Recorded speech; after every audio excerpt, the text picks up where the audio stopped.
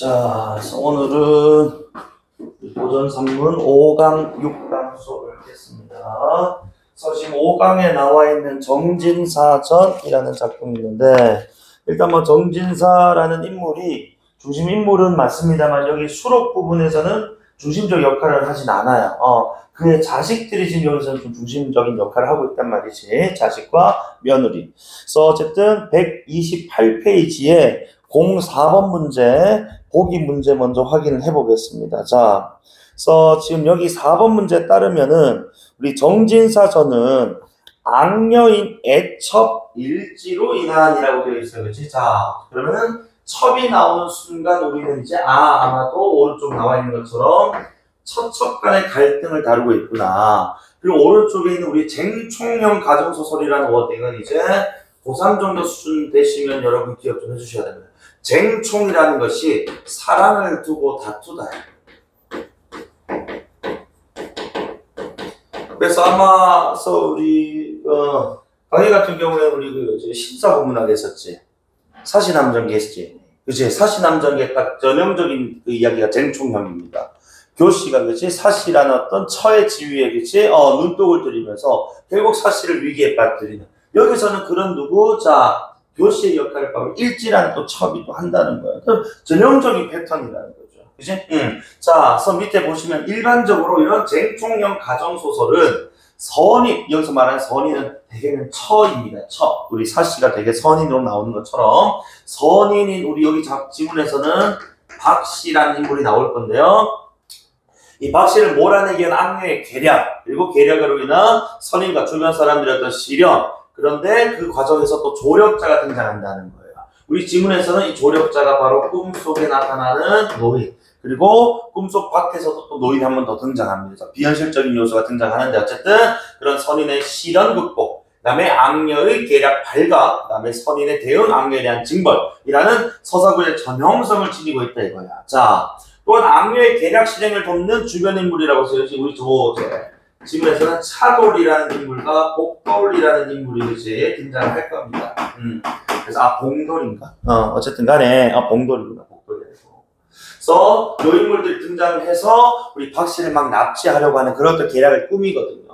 그런 것들 어쨌든 자, 선인이 겪는 시련을 심화하거나 또는 현실에서 이루어질 수 없는 방식으로 선인이 위기에서 벗어나는 것. 그러니까 현실에서 이루어질 수 없는 방식으로 벗어나는 거지. 이런 것들이 바로 우리 노인의 어떤 조력이었거든. 그치? 전형적인 어떤 모습이다. 요까지면 괜찮은데 요 뒤에 내용이 중요하단 말이야. 자, 그런데 이 정진사전에서는 이러한 쟁총형 가정소설의 전형을 따르면서도 악녀에 대한 징벌이 선인의 대응과는 무관하더라는 거야. 왜냐? 이거 우리가 자 미리 좀 말씀드리면은 근데 우리가 제가 넘어간다고 해서 그렇지? 이 일지가 오히려 자신이 그치 세운 계략에 스스로 당하는 그런 지금 이제 결과가 우리 마지막 수록 장면에서 제시가 된다 이겁니다.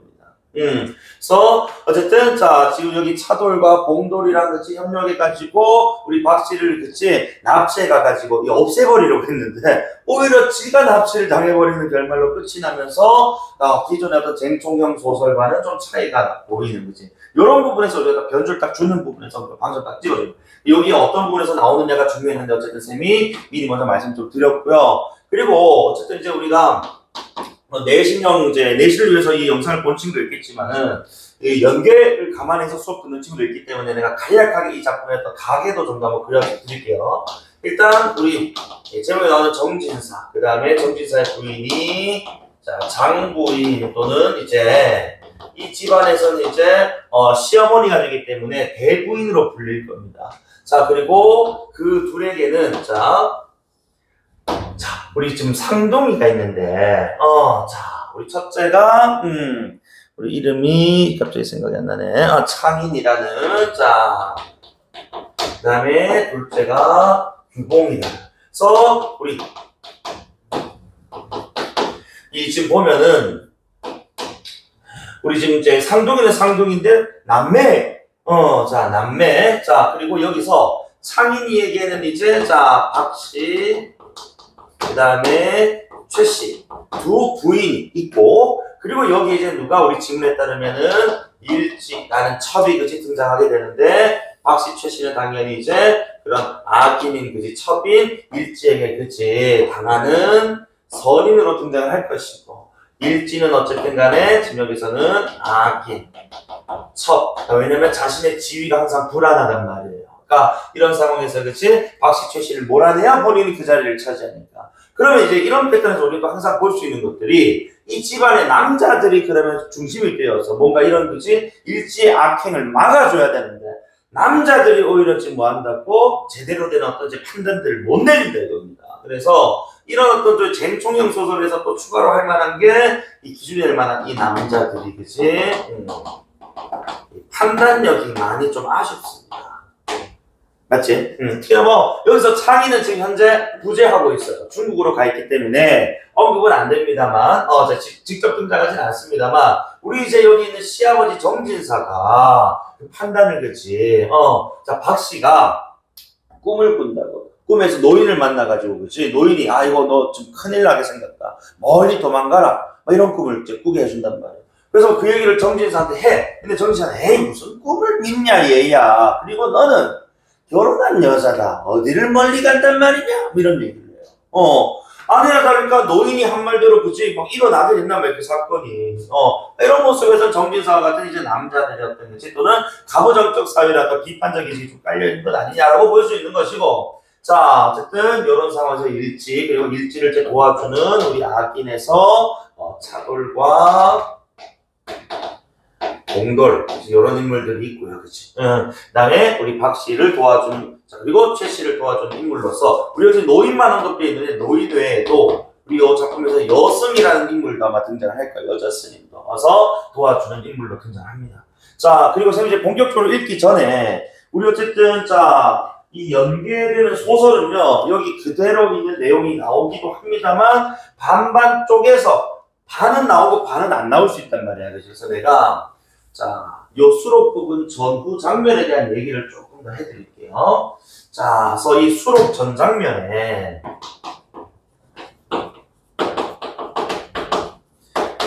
포인트라고 할 수 있는 장면 크게 두 가지가 나와요. 자, 어떤 장면이 나오냐면 남자 주인공인 창인이 여장을 해서 결혼하기 이전에 그때 당시는 이제 처녀니까 박소저, 그 다음에 최소저와 함께 시를 쓰고 그림 그리고 노는 장면이 나와요. 그러니까 이게 왜 나오냐면은 원래는 이 박소저랑 최소저가 규봉이랑 뭔가 좀 아는 사이였다. 그래서 규봉이한테 야 너 우리 놀자 하고 이렇게 좀 쪽지 보냈는데 규봉이랑 막 가기 귀찮았던 거야. 그래서 오빠 여장식 가가지고 보내요.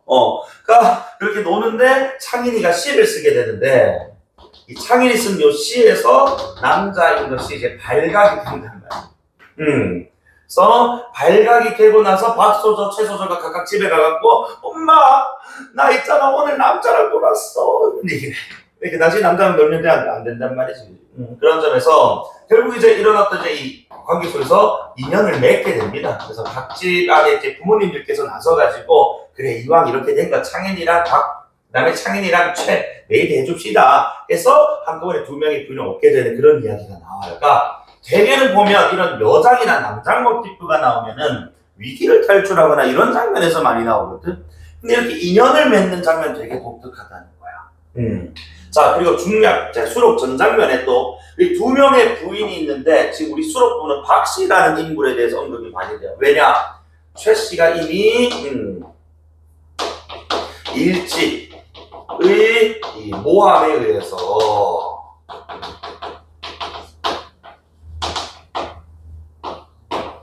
쫓겨난 상황이거든. 저 일지 어떤 모함이냐면은 우리 박 씨의 아들 누구를 금선이를 죽였다. 막 이런 얘기가 나와서 박 씨의 아들을 그치? 최 씨가 죽였다. 질투해서 죽였다. 뭐 이런 얘기를. 근데 실제로 이제 우리 박 씨의 아들인 금선이라는 인물은 죽지 않았어요. 왜냐면 요 여승이라는 인물이 그죠? 좀 이따 또 나올 건데 여승이라는 인물이 박 씨의 아들 금선을 구출해주거든. 그것도 두 번이나 구출을 해줘요. 어쨌든 박 씨의 아들 금선을 죽였다는 어떤 음모를 씌워가지고 그치? 좀 자, 내는. 그럼 이제 남아있는, 일제에게 남아있는 이제 저는 누구밖에 없는 거야? 박 씨밖에 없거든. 그래서 박 씨를 이렇게 모함하는 그런 장면이라고 보시면 돼. 알겠지? 자, 그리고 어쨌든 뭐 이런 장면들이 있었다는 점. 그래서 요게 만약에 출제가 될 수 있다면은 일단 박 씨가 수모를 겪는 장면과 나는 최 씨가 수모를 겪는 장면 이렇게 두 개가 조인돼서 나올 수 있는 가능성이 있다는 거야. 정지사전 쌤 봤을 때는 우리 그 11개 지금 이제 이 고전 산문 수록 작품 중에서는 내가 탑3 안에 드는 중요한 작품인 것 같아. 알겠지? 자, 그래서 일단은 이제 본문 우리 한번 읽어봅시다. 대략적으로 인물 관계도 이런 것들 그려드렸죠. 말씀드렸으니까 작품 읽는데 이상이 없을 겁니다. 아, 금선이가 아니라 금석이었구나. 자, 한편하고 이때 일지는 해서자 일지 써주시고 우리 금석이가 바로 박 씨의 아들이거든요. 자, 처치하고라는 요 표현은 그러면 이제 뭐 했다? 그래, 자기가 지금 이렇게 뭐 해놓고 죽여놓고는 이제 죽진 않았어. 자, 죽은 것을 지금 알고 있어. 최 씨한테 모함 씌워가지고 금석이도 보내버리고 최 씨도 보내버렸다는 거야, 그치? 그래서 이제 상쾌한 거죠, 마음이, 그치? 되게 이제 뭐야? 그래, 편해진 거야. 이제 누구만 딱 처리하면 돼, 박 씨. 그치? 그래서 박 씨를 이제 모해하고자. 그죠? 그래서 밤마다라는 게 이제 우리 마다가 반복된다라는 거거든, 그치? 그러니까, 자, 이 악행, 이 차돌이라는 이 악인의 조력자와 계속해서 반복해서 여러 번 이렇게 의논을 하고, 그치? 계략을 짰다라는 걸 우리가 확인해 볼 수가 있겠군요. 자, 그랬더니 차돌이 하는 말이, 자, 내 친구 중에 봉돌이라는 놈이 있는데, 그렇지, 봉돌이. 그치? 자, 봉돌이라는 놈이 있다. 자, 요 놈의 말을 또 전달하거든. 이 놈이, 자, 끝난 오입쟁일 뿐만 아니라, 이거 여자를 좀 좋아한다 이런 뜻이에요. 그 다음에, 궁량이 유효하다. 자, 여자 좋아하고, 그 다음에 일처리가 또 굉장히 또 괜찮아. 그지? 어떤 일처리? 나쁜 일처리 안 되는 데가 좀 왔다, 야. 어쨌든, 오늘 마침에서 박 씨의 말을 듣고, 해서 이 왈이라는 누구 봉돌왈. 그래서 봉돌의 말을 이렇게 일지에게 전달하고 있는 상황입니다. 맥락 잘 찾으셔야지, 그지? 내 상처하여, 여기서 상처는 우리 상처, 요 상이 우리 상여할 때, 우리 그 상갓집 할 때거든. 부인을 잃었다는 뜻이에요. 아내를. 잃고 민망하더니, 들으니 박 씨는 자식과 아까 금석이 죽고, 그지? 이런 때 그 자식, 자기 혼자밖에 안 남았단 말이야. 이런 때 호강하겠다라는 요 말. 이 말은 지금 뭐야? 자기가 박 씨를 뭐 하겠다, 음해하겠다, 그래서 또는 박 씨를 차지하겠다, 데려가겠다 이런 뜻이거든. 그래서 내일 밤에 돌광대를 모아 그 집 문 밖에 노름을 붙이고, 그 이유는 결국 뭐야? 사람들이 많으면 혼란스러울 거 아니야, 그치? 광대를 불러갖고 혼란스러운 틈을 타서 뭐 하겠다?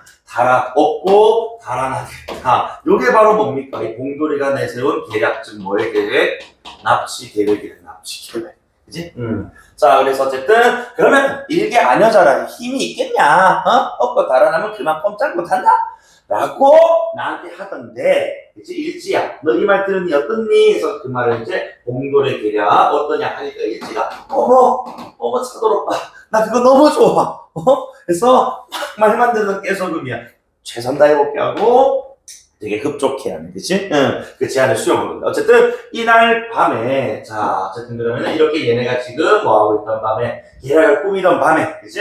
자, 우리 박 씨가 꿈 중요합니다. 그래서 오늘 6강과 5강의 키워드는 꿈이기도 해요.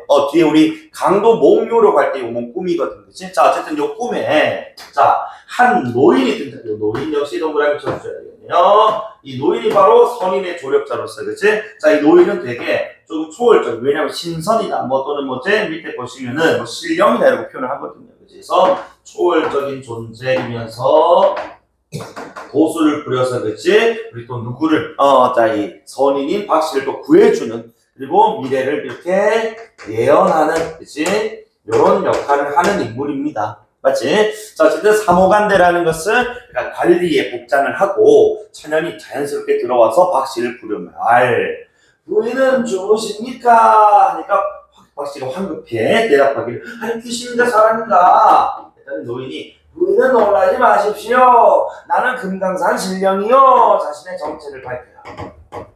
그러면서 부인의 재앙을 구하고자 왔나이다 라고 해서, 그치? 자신의 지금 목적, 이제 이 방문 목적을 그지 나타남의 목적을 밝히고 있는 장면. 그리고 이제 박 씨가 일어나 두 번 전하는데 뭐 지금 시대 두 번 전하는 건 죽은 사람한테 하는 건데 옛날에 두 번 전하는 거는 존경의 표현이라고 보시면 됩니다. 자, 어쨌든 두 번 전하면서 그지 이런 누추한 곳에 신령님께서 강림하오시니 천만 의외입니다. 첩의 재화라니 이게 어인 말씀이십니까? 재화란 재앙과 화야. 재앙과 닥칠화. 이제 줄임말이야. 재앙. 자, 그랬더니 노인이 내일 밤에 괴상망측한 아까 우리 내일 밤이란 게 그치? 내일 밤 아까 우리 그 봉돌이 말에서 나왔던 밤이거든.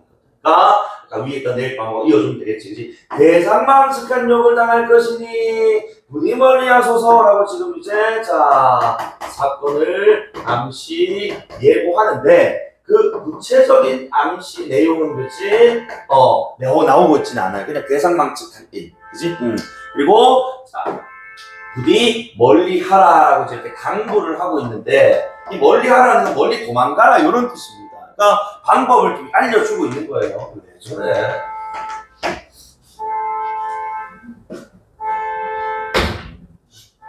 자, 그래서 어쨌든 욕을 당할 것이다라고 이제 암시 예고를 하는 상황인데 그 욕이 무엇인지에 대해서는 얘기를 안 해요. 그러니까 아니 봤어요. 웃기다. 욕을 당할 거다라고 하니까 어떤 욕인지도 물어보지 않고 그럼 내가 좀 친정으로 가면 될까요? 라고 물어보더라는 거지. 그런데 노인의 말이 친정에 가도 그 욕을 면치 못할 것이니 그냥 계속 멀리 무세네. 멀리 가소서라고. 그러니까 박 씨가 엎드려 통곡하면서 저희 미천한 인생 요번에 자신을 겸손하게 표현한 것 같아요. 자, 이 미천한 제 인생이 시부모님의 총애하심을 입사와 의연이 부족하고도 면면이도 부족하지만 걱정을 끼치는 중에 가장은 누구를 가리키는 거야? 진영이 되지 않는 우리 장인이겠지? 자, 남편은 지금 국가에 헌신하와 말리타고 지금 중국에 출장 가 있다. 그래서 온통 집안엔 괴상한 재화가 있어와 자, 이 괴상한 재화가 그 이유가 뭐냐? 뒤에 원통한 사람도 쫓겨나갔다. 이게 앞선 줄거리에 누구가 쫓겨나간 이야기? 최 씨가 지금 쫓겨난 이야기지. 자, 그래서 불쌍한 목숨도 하나 죽었다. 이 불쌍한 목숨이 누구야? 자기 아들 금석이. 지금 여기까지만 해도 금석이가 뭐한 줄 알고 있다? 죽은 줄 알고 있는데 금석이는 자, 여승에 의해서 구출당합니다. 알겠지? 실제는 안 죽었어. 근데 죽었는 줄 알고 있는 거지. 자, 그래서 소처 만일 일시재화를 피하여 멀리 가오면 시부모님이 더욱 걱정하실 것입니다. 자, 시부모님이 더욱 걱정. 요거 인덱스 1번 매길 건데 인덱스를 2번, 3번까지 매길 거예요. 왜냐면 이 지금 멀리 도망가라고 하지만은 멀리 지금 내가 가면 걱정할 것이기 때문에 나 그렇게 못하겠다. 라고 얘기를 하는 거거든요. 그러니까 이 지금 노인의 이 당부, 이것을 지금 뭐 하고 있다? 이 제안을 거절하고 있는 장면이라는 겁니다. 근데 거절의 그 이유가 바로 뭐다? 효부로서의 모습이라는 거지. 효성 깊은 며느리로서의 모습. 그리고 또한 여러 행위가 일어날 것이니 달리 어디로 갑니까? 못내 당한 이 경황을 면치 못할 테니. 그러니까 내가 어딜 가도 그래, 내 이 재앙은 못 면할 것 같다. 라고 그러니까 비관적인 전망이 그치? 그 이제 거절의 2번 이유가 되겠고 차라리 그냥 자결해서 죽는 것이 그치? 나을 것 같습니다. 하니까 노인이 사람 목숨은 제천 하늘에 달렸다. 그러니까 이런 얘기야. 너 함부로 죽으면 안 돼. 근거가 두 가지. 자, 임의로 죽지 못해. 그건 하늘에 달려있으니까. 그치? 그리고 너 지금 죽으면 억울해서 어떻게 죽을래? 그치? 그래서 자 죽으려고 하는 거지. 자, 자결하려고 하는 이 박씨 모습을, 박씨 그 생각을 만류하는 장면입니다. 그러면서 여자가 비록 힘쓰기 어려우나 내가 인도하여 줄 것이니 요것도 일종의 지금 복선이에요. 왜냐면 뒤에 자 갑자기 호련 어디로 금강산으로 가게 된단 말이에요. 그치?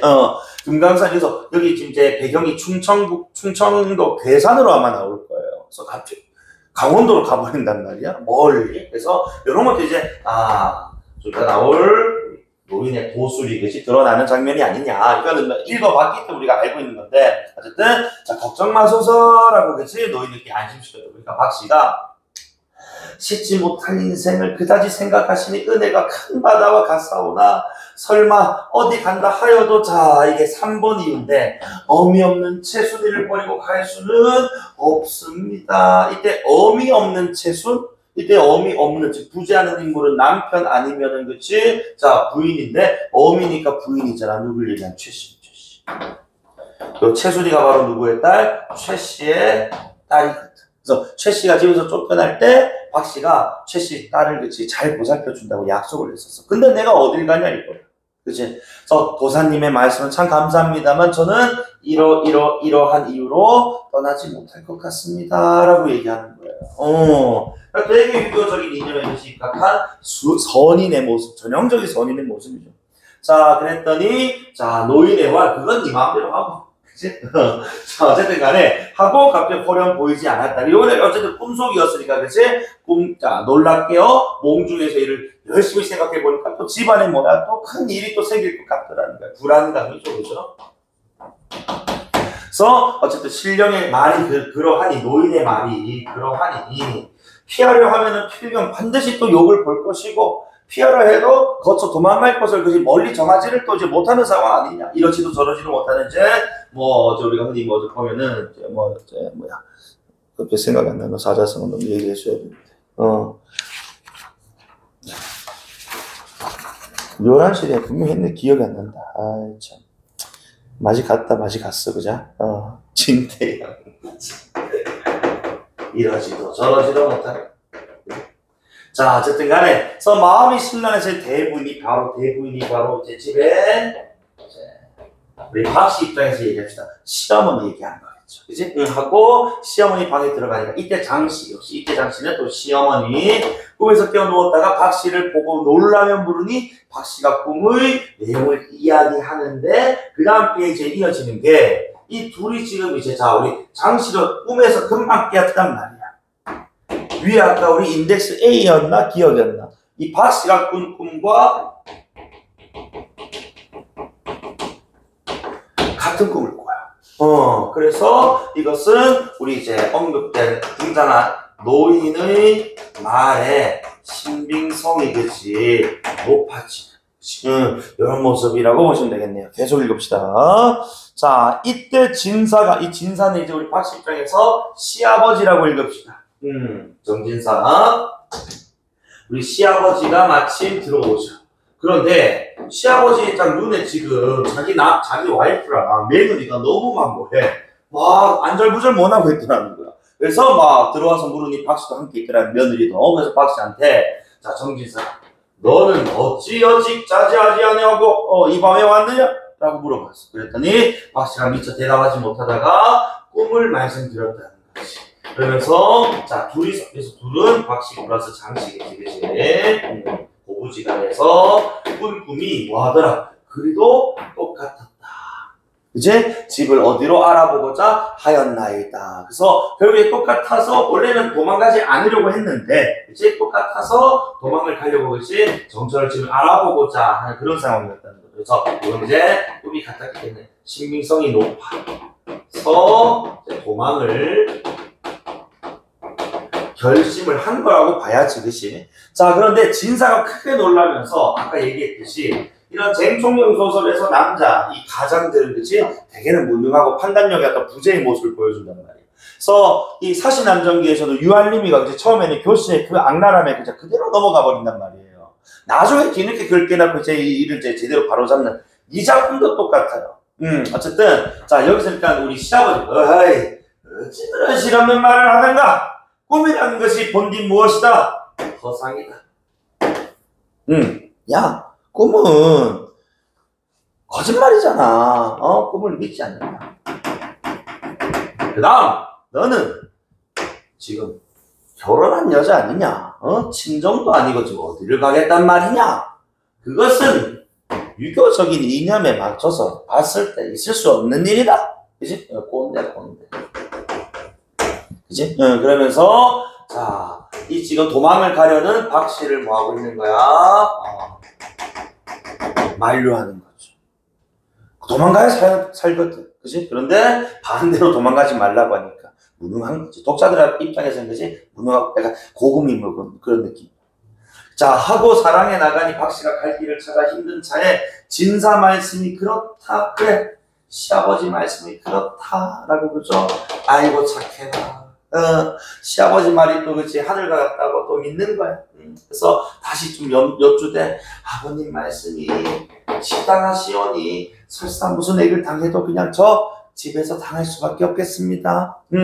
자 그러면서 어쨌든 다음 하고 별당으로 와 도로 생각을 하다가 자 그러저러 자 날이 새었어. 이제 다음 날이 오겠지. 자 다음 날이 왔어. 어쨌든 갑자기 이제 다음 날이 됐고 자 여기서 비자라고 하는 뭐 시비를 얘기하는 게 운선이 이제 계집종. 자 운선이가 말하기를 이제 다음 날 됐으니까 아니 아저씨 오늘 밤에 우리 집 문 밖에 광대가 논다 하더니 지금 누구의 말이 실현되는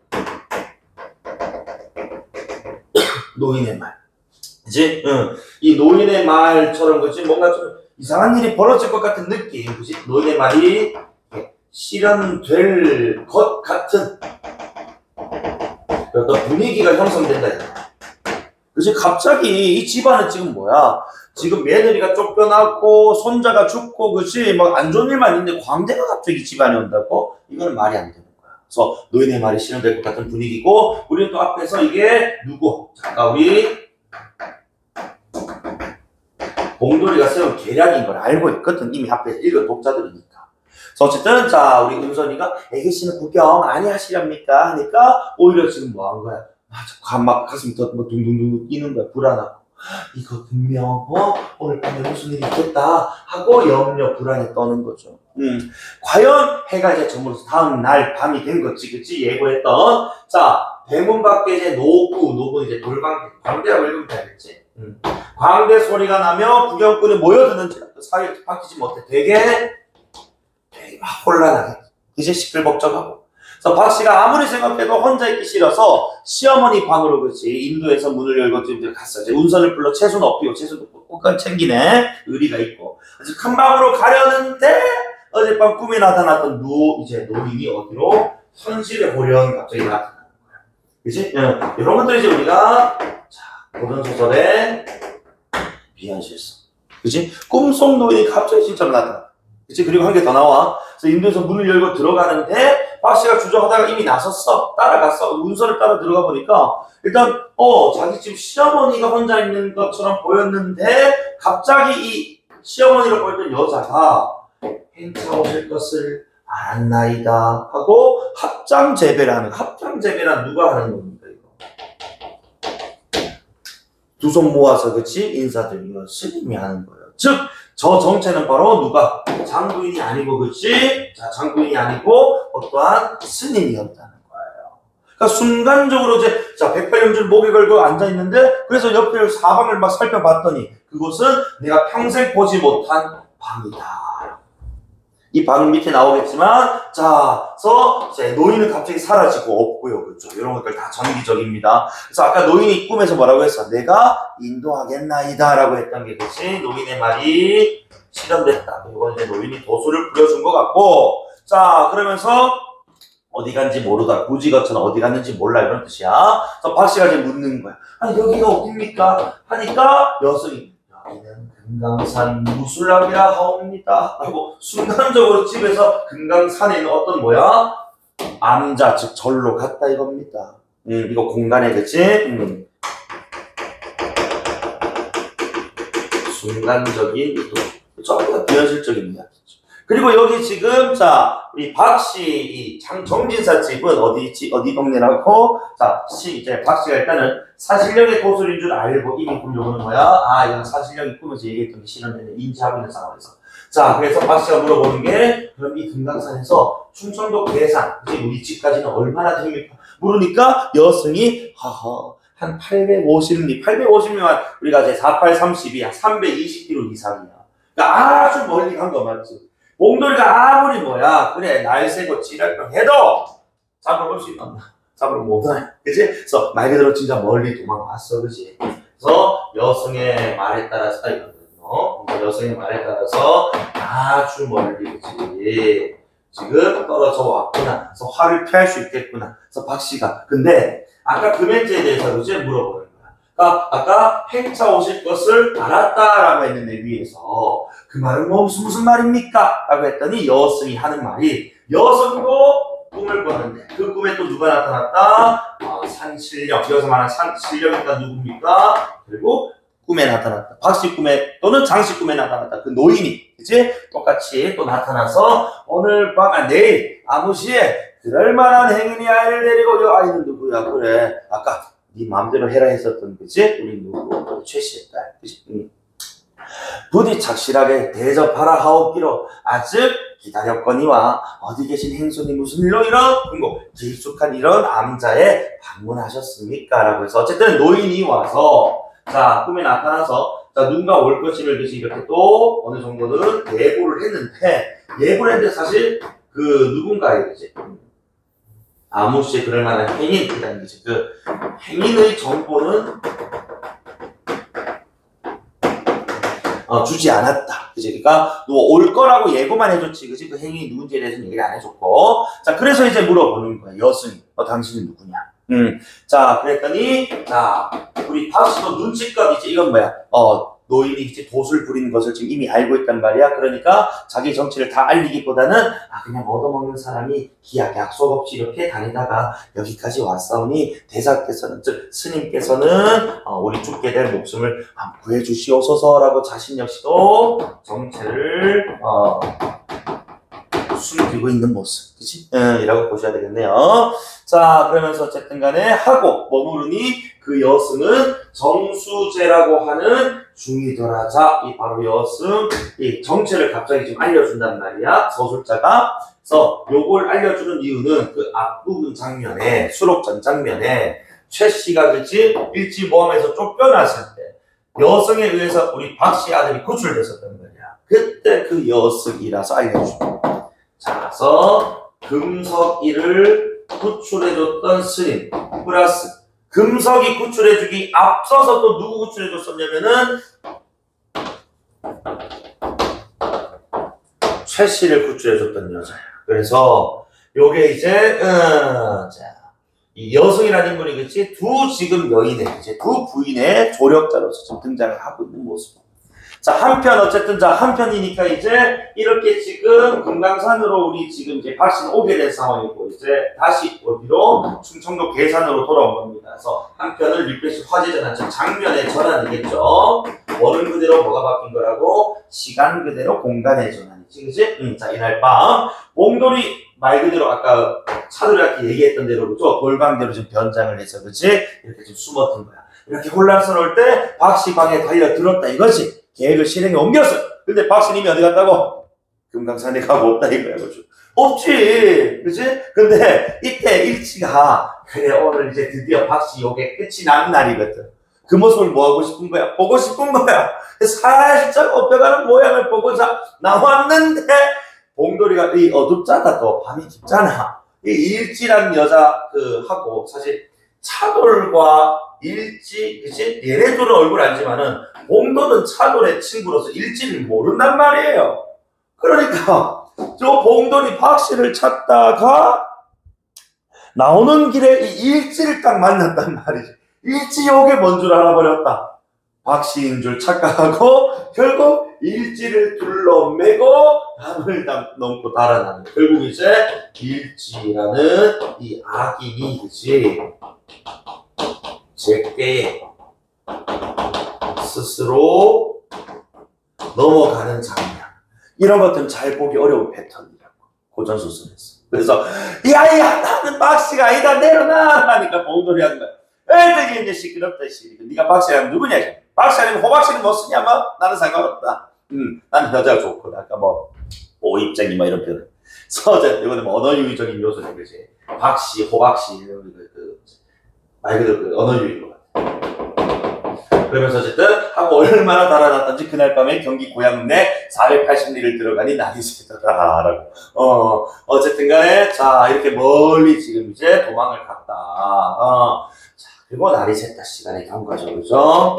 자 이렇게 지금 마무리가 됐고 자 어쨌든 그 이후에 또 뭐 규봉이와 관련된 이야기도 나오는데 규봉이와 관련된 이야기는 뭐 그렇게 중요하진 않을 것 같아요. 어쨌든 여기 창인을 둘러싸고 그죠? 요 이야기가 함께 나올 가능성이 좀 있지 않겠는가 생각했을 때는 자 조금만 숨 좀 돌렸다가 강동으로 묻겠습니다.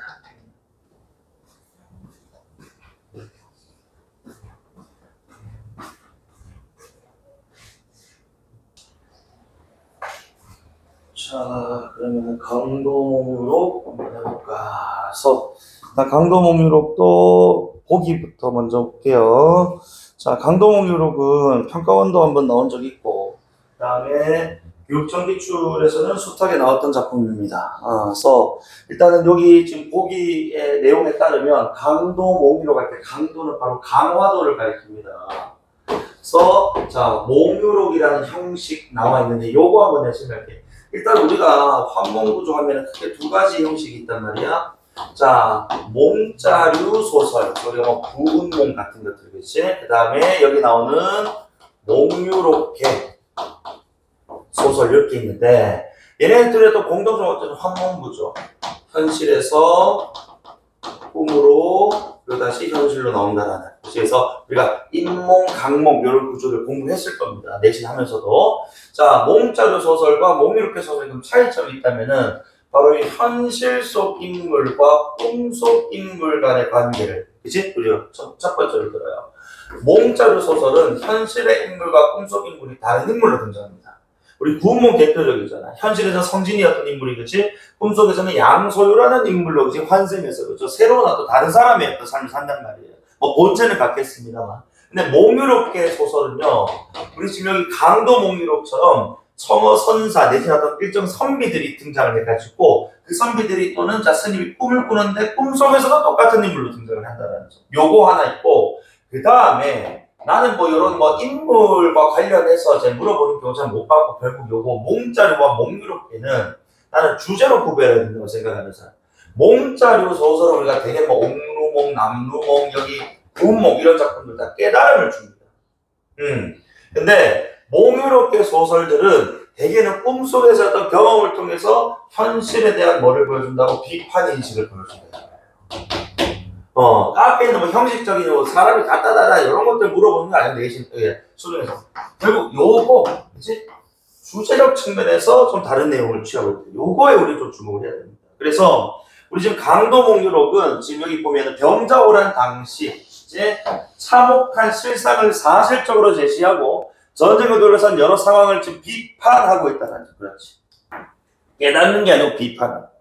그래서 몽유록이란 자 현실 꿈 현실의 액자식 또는 환몽구조 인물이 꿈속에서 여러 인물을 만나 그들과 대화를 나누거나 모임을 견문하고 내용을 기록으로 남기는 형식인데 여기서 지금 이제 대화를 나눈다 또는 자 내용을 기록으로 남긴다라고 돼 있는데 우리 강도몽유록도 독특해. 자 강도몽유록은 이 지금 이제 몽유자라는 자 꿈으로 들어가는 요 인물이 원래는 여기처럼 그렇지 얘기를 막 나누고 기록으로 남기는 듯한 더 적극적인 모습을 좀 보여야 되는데 이 강도몽유록의 몽유자인 우리 청어선사라는 스님은요 되게 소극적인 몽유자로 등장을 해요.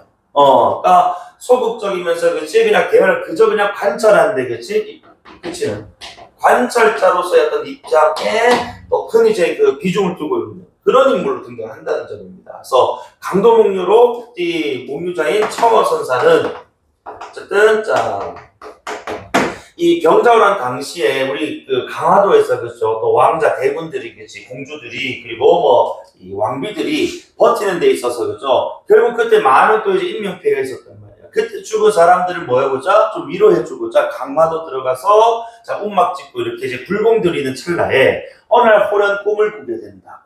자 꿈을 꾸는데 그 꿈에서 갑자기 이상한 여러 소리들이 막 들려서 그 소리가 들리는 곳으로 가봤더니 누가 모여있더라고. 여러 여인들이 그치 많은 여인들이 모여있더라고.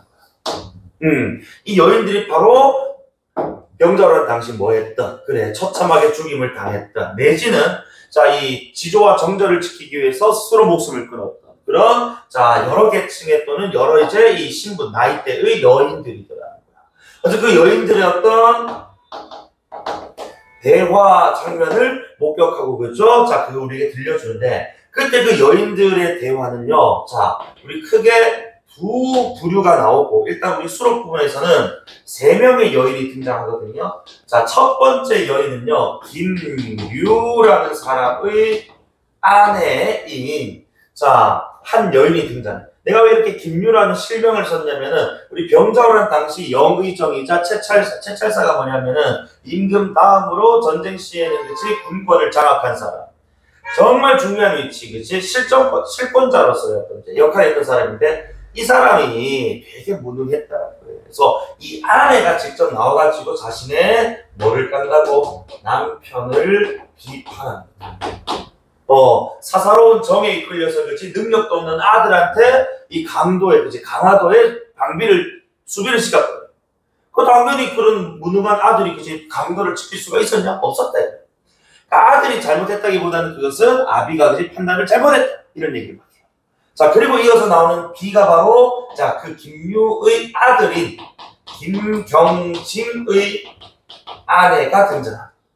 그러면서 자, 일단 그렇지. 남편이 그렇게 아둔한데 어찌 강도를 지킬 수 있었겠느냐. 남편을 비판하는 건 물론이고 이 2번 아줌마 김경진의 아내는 남편 말고도 두 번째로 다른 이제 책임 있는 사대부들까지 찾아와서 비판을 합니다. 그래서 남편은 어쨌든 이 지금 강도의 수비의 실책에 대해서 책임지고 처형을 당해요. 자, 처분당합니다. 그런데 이 지금 다른 책임 있는 사대부들은 뭐 한다고? 오히려 더 벼슬이 높아지고 많은 녹봉을 받고 더 떵떵거리며 살더라는 거야. 이거는 뭐 잘못되지 않았네. 물론 우리 남편도 잘못했지만, 그래서 처벌받았지만, 이 사대부들은 뭘 잘했어? 그치? 떵떵거리고 아직도 사네. 그래서 이 사대부가 여성의 입으로 사대부 집안의 여성 목소리를 통해서 남성 중심 사회를 뭐하고 있다? 비판하고 있다. 요게 이 작품 정말 큰 의미라고 보죠. 자, 그리고 그 와중에 김유의 아내와 김경진의 아내는 각각 자결하고 지조 정절을 지키기 위해서 그치 이렇게 목숨을 잃는 인물로 등장을 합니다. 그래서 그 와중에 그치 이 여성들은 또 뭐가 있는 남성에 비해서 또 유능하고 강단이 있는 그치 자 절개 그치 정절이 있는 여인으로 등장하면서 그치 즉 유교적인 이념에 입각한 인물로서 그려지고 있다는 거예요. 선생님 그러면 3번 여인은 왜 자꾸 스킵하십니까? 3번 여인은 기녀가 등장합니다. 기녀가. 그러니까 위에 두 여인에 비하면 신분이 하찮. 그치? 하지만 이 여인이 등장함으로써 이렇게 뭔가 좀 이제 그 분위기가 좀 무거운 상황 속에서 뭘 하냐면 이 양반은 그래 이 와중에 그치 총이 있는 신하는 하나 없었고 절이 있는 여성들밖에 없었다라고 내용을 이제 대화들을 정리해 줌으로써 그치 자 청원서사 꿈에서 나오는 역할을 해줘요. 어쨌든 마지막 최종 정리 그치 그래서 전쟁 중에 충신은 그 누구도 없었고, 그치? 연료밖에 없었다. 이것을 언급하면서, 어쨌든 그들의 어떤 지도절개를 칭송하면서, 그치? 화합으로서, 그죠? 끝을 냅니다. 그래서 이 칭찬에, 이제 이 사대부가 여성들 때는 이제 모여있던 여인들이 막 오열을 하면서, 그죠? 청어서사 꿈에서 깨는 그런 이야기예요. 어쨌든 간에 자 다시 한 번 더, 자, 여기 있는 내용. 그래서 이때 현실은, 이제 현주와 꿈이 여러 장실 통해 자연스럽게 연결되는데, 이 작품은 전란기 조선 이 지배층의 책임을 추궁하고 비판하면서 조선 사회가 겪은 혼란과 위기의 원인이 누구다? 무능하고 부패한 개인, 각 개인들 누구? 각각의 남편들과 4대부 실명 언급을 합니다. 그래서 자 지배층의 담론 안에서 그렇지 비판의 기준을 마련하거나 이 조선 문제점을 진단 그리고 여기서 다시 4대부가 여성들에도 절의를 요구했던 당대의 가치관은 물론이고 그들의 목소리를 통해서 여성들은 지켰는데 남성들은 뭐 했냐 이겁니다. 누가 비교가 대조가 될 수밖에 없다. 그렇지? 그래서 강도목욕의 전문이라고 보시면 되는데 자 그러면은 뭐 중략이 나오긴 합니다만 이게 사실은 핵심 내용은 바로 이 두 여인의 얘기하고 기녀의 얘기거든요. 그래서 전문이라고 보셔도 상관없어요. 자 그러면 이제 우리 본문 한번 읽어봅시다.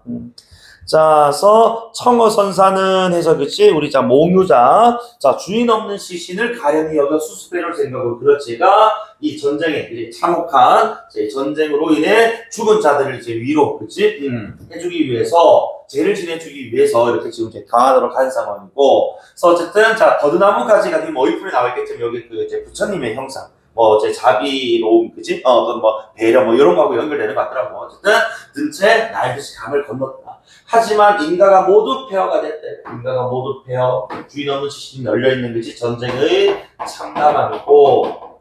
어쨌든 자, 의지할 곳이라고는 없어서 연미정 근처에, 연미정이라는 게 아마 그 강화도 어디에 있는 거 정자 이름인 것 같아요. 그래서 근처에서 풀을 베서 움막 짓고 그곳에서 불공 들이면서 숙직을 했다. 그래서 이제 힘들게 다시 안타깝게 죽은 자들에 대한 어떤 위로를 이제 올렸다는 거지. 자, 그리고 어느 날 밤입니다. 자, 청어선사는 설필 잔이들을 역시, 자, 우리 오늘 아까 말씀드린 것처럼 5강, 6강의 키워드는 바로 꿈이었다. 그치? 특히나 6강은, 유록이니까, 그치? 또 꿈 얘기 중요한데, 여기서 바로 이제 잇몸의 과정으로 확인할 수 있죠. 자, 하늘과 강이 모두 바람대 소심해당에 구름은 모여다 흩어졌다 하고, 서귀뿐 마음은 불어다 그쳤다 하며, 밤기운이 처량한 게 심상치 않았다. 자, 그리고 지금 이제 배경 묘사를 통해서 분위기를 그치 형성하는 거야. 그러니까 심상치 않았다는 것 자체가 이제 귀신이 뭔가 좀 나타날 듯한 몽환적 분위기라고 봐야 되겠네요. 어쨌든 석장, 즉 지팡이를 짚으며 자 달빛을 밟으며 한가를 걷고 있었다. 자 한밤중이 되자 바람결에 전해오는 소리, 어떤 소리 그치 있는데 그게 울음소리 같기도 하고 노래소리 같기도 하고 그치 웃음소리 같기도 하고. 그래서 웃고 울고 노래하는 소리를 따라가 보니까 여자들이 모여있는 게 아닌가. 그래서 선생가 몹시 이상하게 여기가 다가가서 엿보니까 줄지어 모여 앉은 사람이 전부 다 여자였다는 거죠. 자, 그리고 여기 어여쁜부터 쭉 나오는데, 자, 어여쁜 얼굴이 시들고 백발인 사람이 있는가 하면 청춘이 아직 시들지 않아 검푸른 머리가 풍성한 사람, 늙은 사람도 죽어있고 젊은 사람도 죽어있다. 자, 젊은 사람이 늙은 사람이 겉모습으로 분명히 알 수는 자 있었지만 선우 없이 뒤섞여 앉아 그냥 성대한 모임을 가지고 있다. 근데 이들 모두 좀 놀라고 두려워 허둥지둥하는 모습에 서글픈 기운을 띠고 있어. 왜? 보니까 연약한 머리가 한길 남짓 한 밧줄에 묶여 있어. 머리가 대롱대롱 이렇게 댕강댕강. 그리고 또는 한자쯤 되는 칼날의 머리쯤 뚝배기에 칼이 뚝 박혀서 죽은 사람도 있고, 또는 으스러진 뼈에서 피가 완전 살까지 다 찢어져가지고 피가 막 넘쳐 흐르는 사람도 있고, 머리가 다 으스러진 사람도 있고 등등등등등. 그치? 이 모습은 전부 다 지금 뭐야? 참담한 그치? 전쟁의 어떤 피해자를 지금 묘사하는 것이죠. 여성들의 모습들을, 그러니까 여인들의, 죽은 여인들의 모습을 묘사하는데 그 모습 아주 참혹하더라. 그러니까 실제로 이런 어떤 이제 이 오랑캐들의 이제 잔인함 이런 것들을 우리가 확인해 볼 수가 있고, 어쨌든 그 참혹하고도 애처로운 모습을 참아볼 수가 없었고 이루다 기록할 수 없었는데, 그때 마침 딱 이제 어떤 한 사람이 그치 눈물을 머금고 얘기하는 게 바로 이 여인이 바로 누굽니까? 1번 여인에서 당시 영의정이자 채찰사였던 김유의 아내 부인입니다. 자, 그래서 이 양반 얘기하는 거 볼게. 그래서 나라님 즉 임금께서 피난을 했으니 그 처참한 미얀마에 뭐 하겠습니까? 그래 남한산성으로 피난 가죠. 하지만 제가 운명을 달리한 건 하늘의 뜻입니까? 귀신의 뜻입니까? 그 이유, 제가 죽은 이유를 찾으면 바로 누구 때문입니다. 내 남편 때문입니다. 내 남편 바로 여의편 바로 김유, 당시 영의처. 자, 그 이유가 뭔지 아십니까? 우리 남편은요 재상의 영의정에 위치해 있었고 채찰사 인물은 아주 막중한 거지 인물을 맡았음에도 불구하고 공로는 살피지 않고 그치 사사로운 정에 치우쳐서 누구를 강도 수비를 사랑하는 누구에게 아들에게 맡겼다. 되게 사적으로 그죠. 그래서 그 아이는 부귀에 빠져 아름다운 경치나 즐기며 앞날에 대한 대책이라고 전혀 없었다. 그치? 군사일에 대해 뭐 하는 게 있었겠습니까? 강이 깊은 게 아니요. 성이 높지 않은 게 아니야. 그러니까 강화도 성은요, 우리가 이제 고려 시대도 보면은 몽고 항쟁할 때도 그치 맨날 강화도 가서 정보하고 했단 말이에요. 그 정도로 그치 이 지형 지물 자체가 그치 수비하기에 딱 최적화된 곳인데 그런 곳을 털렸으니 얼마나 답답하고 무능하냐. 큰일을 그르치고 말았어. 죽음을 당하고 또 당연 여기서 아마 아드님이 죽었구나라는 짐작할 수가 있어요. 아들 처형당합니다. 자, 그러나 이것은 지금 누구라고? 남편이 더 잘못했다 이거지. 비교를 하자. 굳이 아비의 잘못으로 인한 일이니 그 아이한테 그죠? 그냥 시나 짓고 놀던 아이한테 무슨 책임이 있겠습니까? 그걸 맡긴 아빠가 잘못이지. 분명히 기박한 제가 그죠? 기꺼이 뭐했다? 자결했다 이거. 남편의 죄가 이러한데 그지? 아내가 어찌 살아있니? 그 일은 한스러울 게 없다. 그러니까 이것을 당연한 것을 여기는 거야. 그지? 자, 다만 이 외아들이 살아서 보답을 했으면 좋았을 텐데 살아서 보답을 뭐했다? 못했다. 그치? 그리고 죽어서도 이렇게 지금 뭐야? 죄가 남아가지고, 그치? 사람들에게 손가락질 받고, 그죠? 막 김경진이 그놈 뭐 했나? 막 해서 욕먹고 그럴까요? 그리고, 이분 이제, 이 글을 쓴 이제 우리 누구, 작자 미상인데, 작가의 이 선견지명 오지신다고. 지금 한 400년, 500년 지났잖아, 병자호랑. 여전히 욕 처먹고 계시거든요. 김유, 김경진 부자는. 그치? 1000년 동안 남을 악명을, 온만한 물 기울이는 어찌 실 수 있겠습니까? 사이버사인 한이 옷깃에 가득해 하루도 잊을 날이 없습니다. 라고 어쨌든 자 남편에 대한 비판. 근데 남편은 바로 아주 이 나라에서 그치 제2인자라고 할 높은 벼슬의 사람으로서 결국 지배층 이제 집권 세력을 비판하는 어떤 멘트다. 자, 그래서 말을 마치자 이제 한 부인이 몸을 일으키며 그저 온면무새를 단장하면서 일어나더라. 바로 요 두 번째 부인은 누구? 바로 이제 김경진의 아내니까 김유의 며느리, 즉 1번 아줌마 며느리 되는 거야. 그치? 자, 그래서 부인 2번. 자, 서방님 이제 김경진. 자, 남편 욕 시작한다. 자, 자기 재주를 헤아리지 못했다. 그러니까 분수 넘친 자리를 맡았던 거지. 그래서 천에 그냥 그 자연스러운 지연만 믿고 군 사이를 뭐 하지 않았다. 돌보기를 게을리했다. 그러니 방어실 때는 어쩌 당연하다. 남편이 무능했다. 그래서 온 강의 비바람이 몰아쳐 사직 우리 국가 사직 이제 토지진 사자의 곡식 직자서 중세로 국가 나라의 존폐가 한 기퉁의 쇠잔한상에 달려 있었거늘 전군이 무너져 임금이 성 밖으로 나와 항복 이런 것들 우리가 삼전도의 구요. 그지? 남한사성에서 나와가지고 삼전도 가서 지금 이제 우리 저기 송파 나루터 그지? 삼전도의 굴욕과 같은 역사적인 사건을 또 언급을 하고 있네요, 그죠? 이르렀습니다. 세잔한성은 저기 막 남한산성을 가리키는 것 같은데 계속 영탄적이네. 이 모든 일이 강도를 수비를 잘했더라면, 그치? 거기서 버텼다면, 자 이런 일이 일어나지 않았을 텐데 그걸 못했기 때문에 다 발생한 일이다. 그러니 사형은 당한 것은 그치? 남편이 죽은 것은 마땅하다. 라고 얘기해요. 자, 여기까지 남편에 대한 비난 좋아요. 근데 우리 시어머니를 좀 더 넘어서서 남편 죽은 건 오케이 익스큐즈 하겠다. 근데 이 나머지 4대부들 그놈들 뭐 했냐? 자, 이민구 같은 놈. 자, 요 양반도 보니까 뒤에 어이풀이 보면은 이 양반도 되게 높은 교수의 직책이 있었던 사람인 것 같은데 이 양반이 지금 보면은 결국 자 같은 책임을 졌다. 즉 뭐야? 그래. 강도 수비의 책임자였음에도 불구하고 목숨을 보존해서 천수 오랜 나이까지 또 먹고 살았다. 그지? 책임을 지지 않았다는. 그다음 노원수 김자삼이는 우리가 워낙 많이 나오니까 그지? 역사 시간에 많이 들을 거고 우리 뭐 임경업전 이런 데도 나옵니다. 나라 안에 모든 권세를 지닌 것이 권력가로서 나라 안에 모든 병사를 거느렸으면서도 단 한 번도 싸우지 않았다. 이제 그리고 그 병사들은 피 한 방 흘리지 않았다. 그리고 결국 그는 뭐 했다고? 바위굴에 몸을 숨겨 목숨을 부지하게만 피하려 달무리 안에 있는 임금을 길 가는 사람 보는 듯 했지만 왕법이 시행되지 않고 도리어 뭐가? 왕의 그 은총이 더해졌다. 이거 전쟁 끝내. 책임자인데도 불구하고. 그리고 가소론 신기원이, 요 신기원이 또 보니까 도성 수비, 즉 한양 수비를 이제 책임하는 이제 관리였는데 임무를 담당한 깜냥이 아닌데도 너무 큰 직책을 맡았든지 어쨌든 자 도성을 지키게 했고 결국 군신간의 의리를 완전히 꽂지만 도망간 거야. 그런데도 이 사람은 그지 거북처럼 그저 달팽이처럼 엎드리고 도망치며 살았는데 은혜를 저버렸는데 도정에서는 군법에 회부하자 오히려 도리어 뭐 했다고 월급을 더 올려주고 그치 더 높은 직책 벼슬을 내려줬대. 그러니까 남편 죽은 거 알겠는데 얘네들은 왜 책임을 지지 않느냐.